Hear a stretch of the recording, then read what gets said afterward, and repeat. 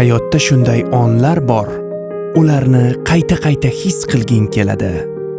Hayotda shunday onlar bor, ularning har bir elementi biz uchun muhim. Shunday insonlar, go'zal holatlar, hissiyotlar bor.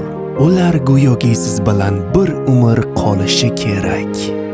Va aynan shunday bo'lishi uchun biz keragidan ortiq harakat qilamiz. Arslan Show. Katta tajriba va qadriyatlar uyg'unligi.